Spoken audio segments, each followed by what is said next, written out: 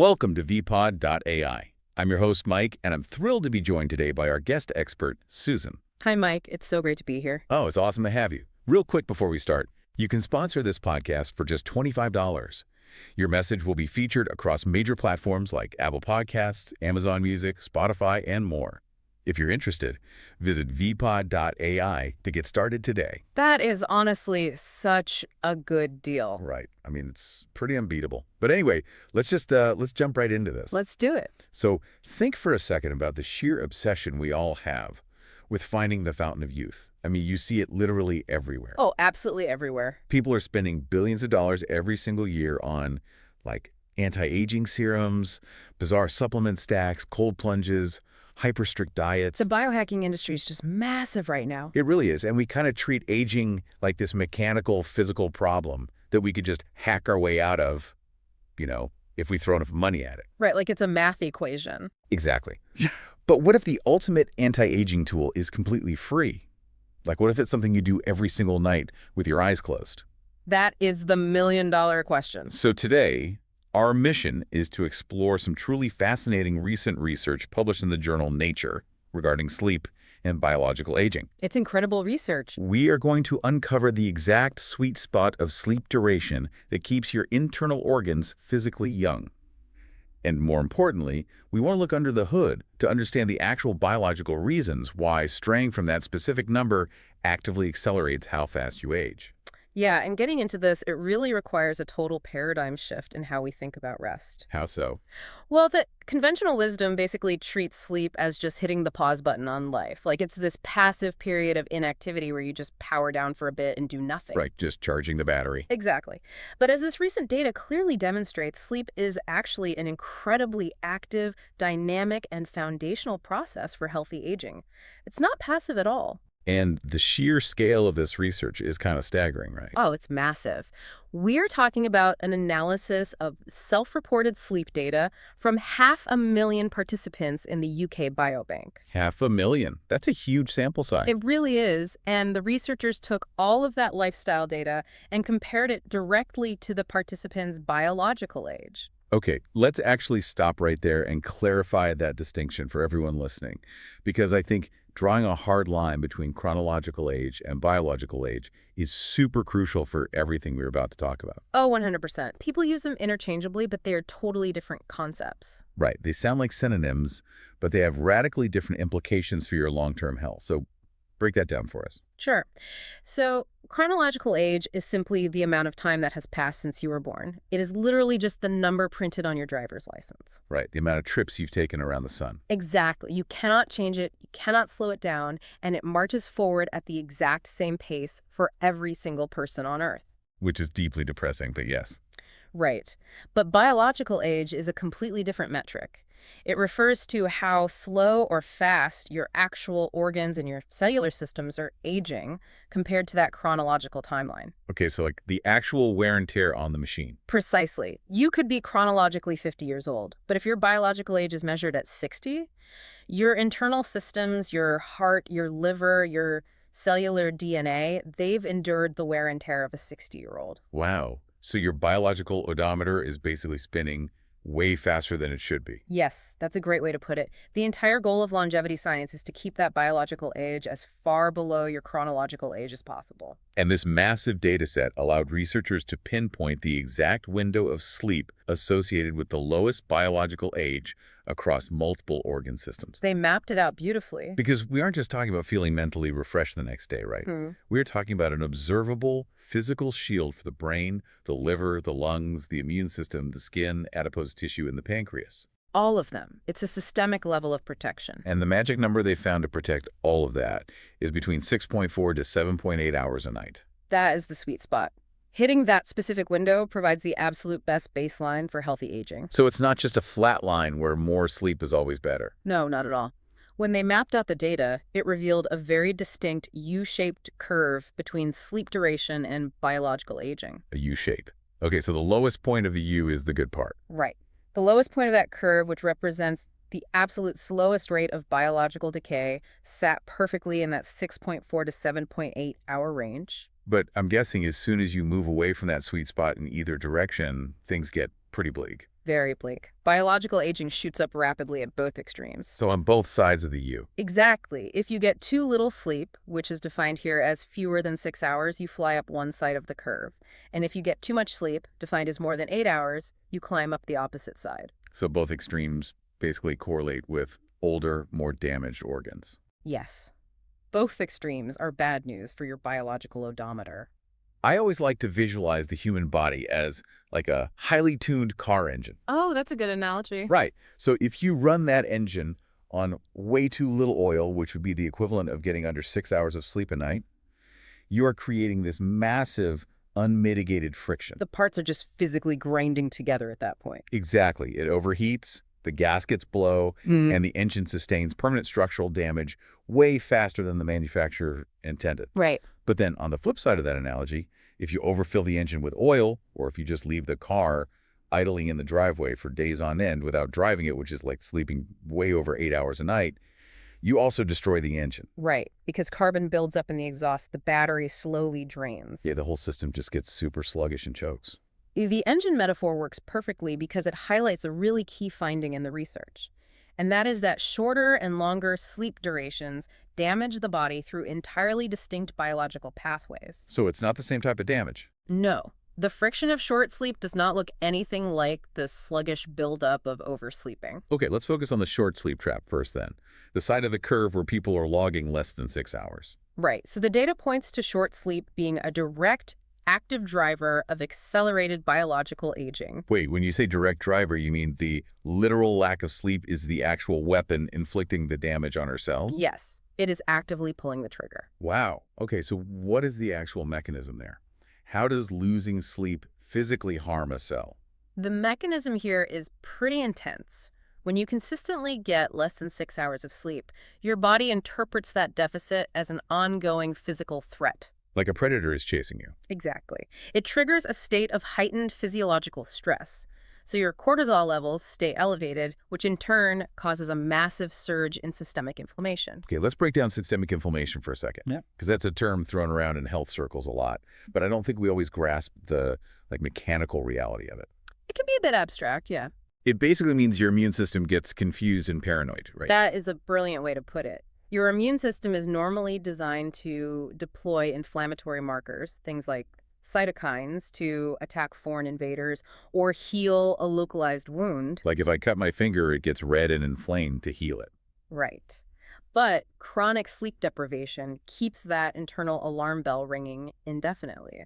So the immune system starts releasing those inflammatory markers throughout your entire bloodstream, Oh, wow. So it's just flooding the system. flooding it. And those chemicals begin attacking healthy tissue. They degrade the lining of your blood vessels, and they just severely stress out your organs. That sounds exhausting for the body. It is. And it also leads to severe metabolic disruption. How does the metabolism break down in that state?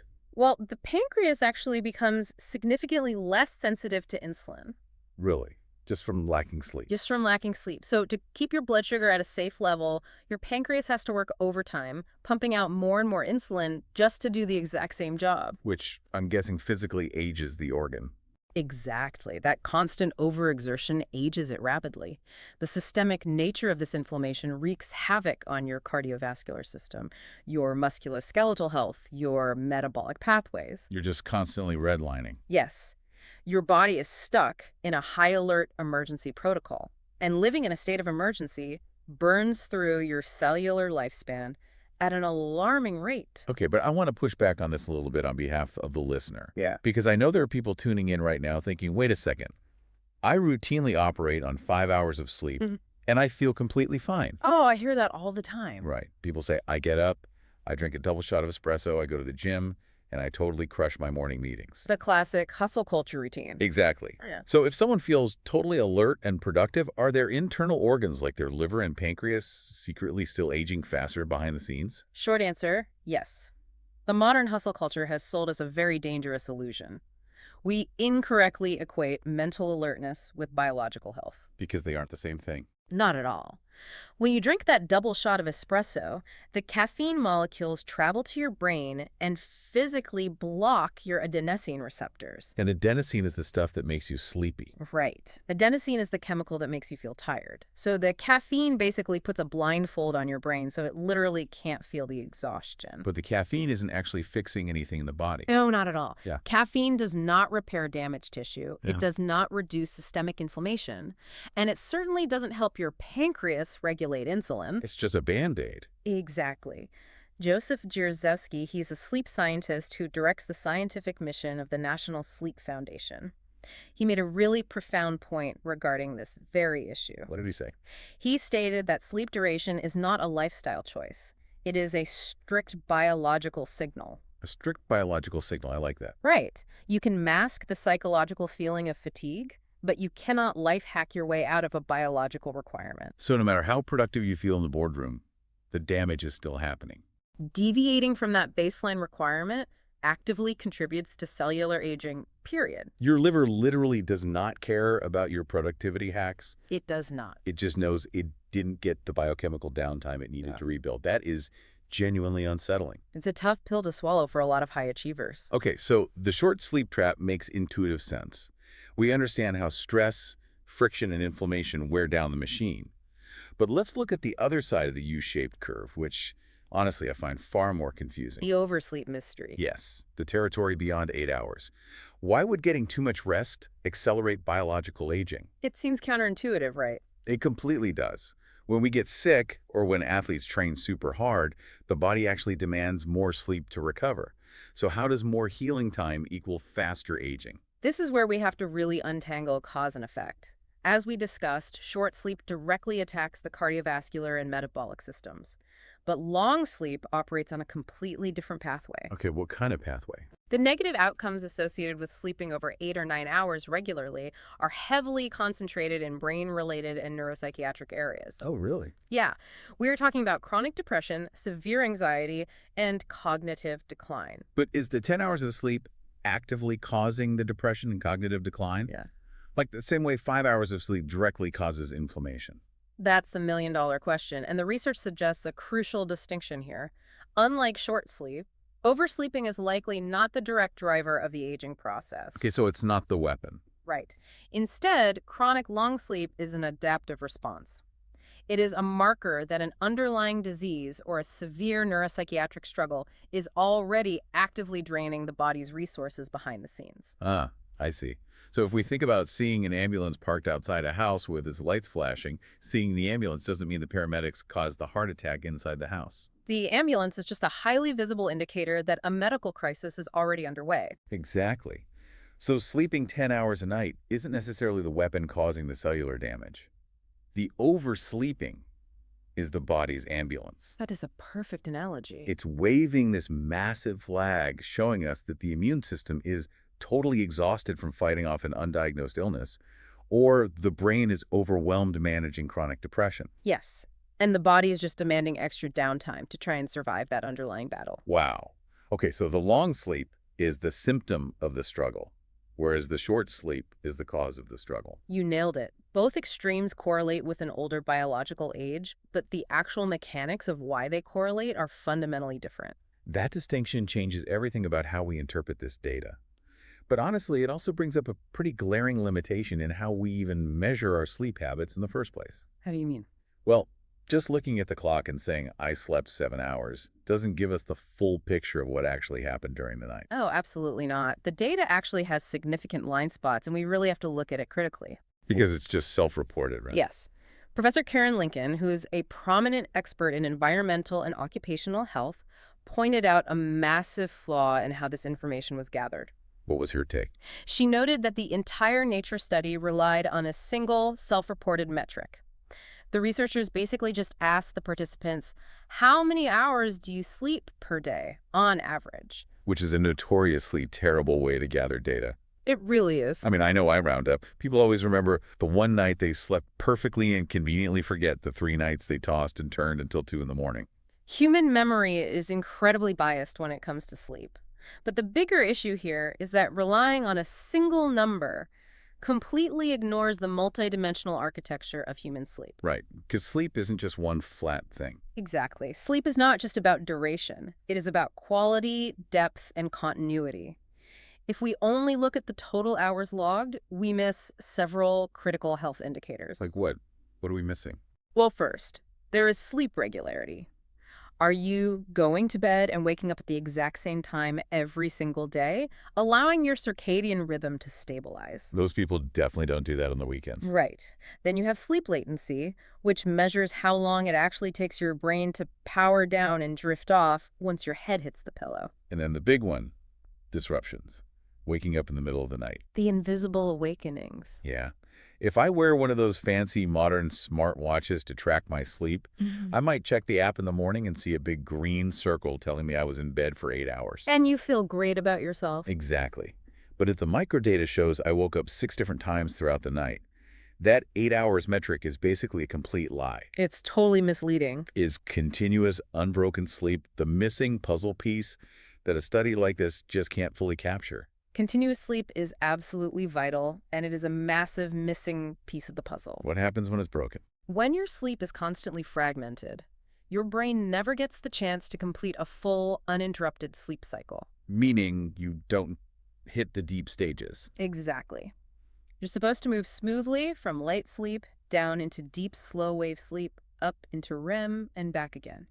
If you keep waking up, you keep resetting the cycle. So you never reach the deepest, most restorative phases of sleep, regardless of how many total hours you laid in the dark. Right. And Professor Lincoln also highlighted how this single metric approach masks severe sleep disorders. Like sleep apnea. Exactly. Conditions like sleep apnea obliterate sleep quality, but they remain disproportionately underdiagnosed and untreated, particularly within many Black American communities. Sleep apnea is honestly terrifying when you understand the mechanics of it. That really is. Because you might physically be unconscious in bed for 7 hours, but your airway keeps collapsing.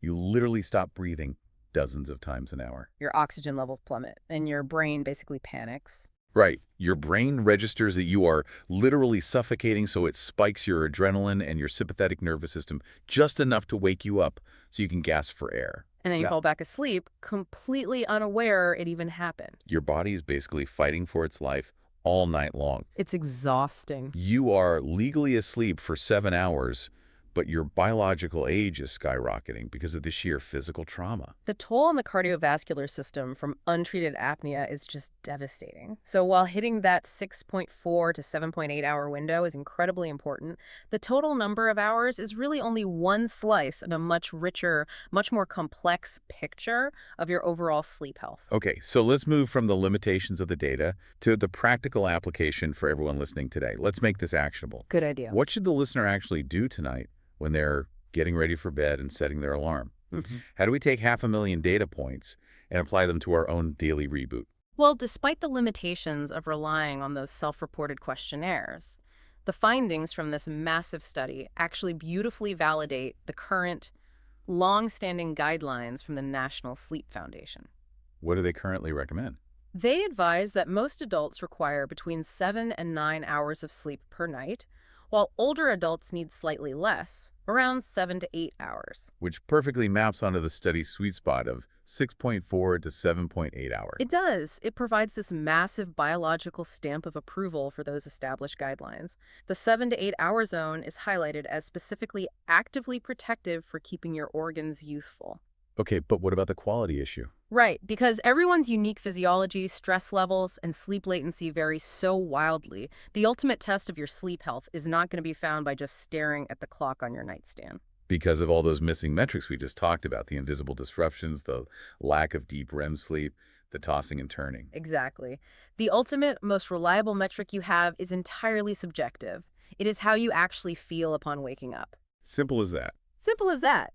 If you wake up feeling physically rested, mentally restored, and naturally energized, you are likely hitting your personal biological mark, regardless of whether your smartwatch says you slept 6.5 hours or 7.5 hours. But if you consistently wake up feeling like you were hit by a truck, tired, foggy, reaching for caffeine immediately just to function, That is a glaring biological red flag. A huge red flag. Even if you officially logged 7.5 hours in bed, your body is screaming at you that the quality was poor, or the cycles were fragmented, or an underlying issue disrupted the healing process That morning fog is a signal you simply cannot afford to ignore. because of the maintenance you're missing out on. Right. When you actually manage to hit that perfect continuous window of high-quality sleep, your body initiates this incredibly complex, essential nightly maintenance routine. Give us an example of that maintenance. Take the brain, for example. During deep sleep, your brain cells physically shrink in size. Wait, really?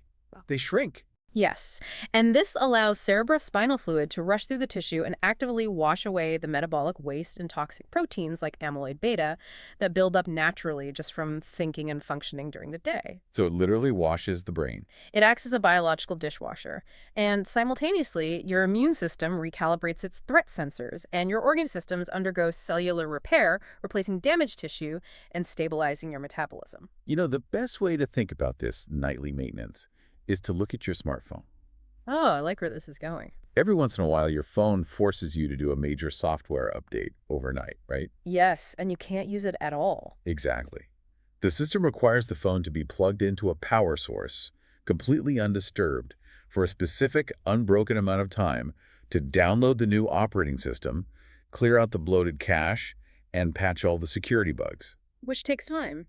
And if you get impatient and unplug it too early, or if your Wi-Fi keeps dropping and the update freezes halfway through, the phone is going to be incredibly glitchy, slow, and prone to crashing the entire next day. The operating system basically becomes unstable. Yes.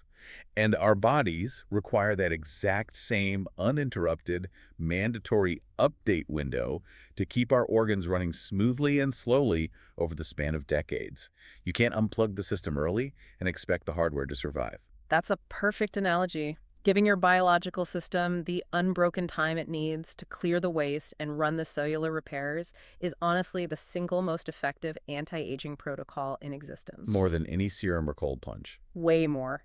Guarding your sleep quality is paramount no matter how busy your schedule gets. So to briefly recap the key takeaways for you as you plan your week, aim for that scientifically validated sweet spot, the 6.4 to 7.8 hour window, to keep your internal organs physically young, reduce inflammation, and protect your metabolism. That's the goal. And pay incredibly close attention to how foggy or energized you actually feel in the morning. That is your truest, most honest metric of success. Absolutely. And remember the ambulance analogy. If you find yourself constantly needing an extra long sleep, consistently pushing way past 8 or 9 hours, and still feeling exhausted, your body might be waving a white flag, asking for help with an underlying physical or mental battle. It is deeply empowering to realize that something as fundamental and accessible as our nightly routine holds so much leverage over our biological clocks. It really is. We don't need a magic serum, we just need to respect our biology. We really do. Which leaves us with a final provocative thought for you to mull over today as you go about your routine. What is it? Well, if manipulating a single, seemingly basic variable like our sleep window can literally speed up or slow down the physical decay of our internal organs, what other passive, everyday habits are secretly controlling our biological clocks without us ever realizing it? Oh, that's a great question. Food for thought. Thank you for joining us today, and sleep well tonight.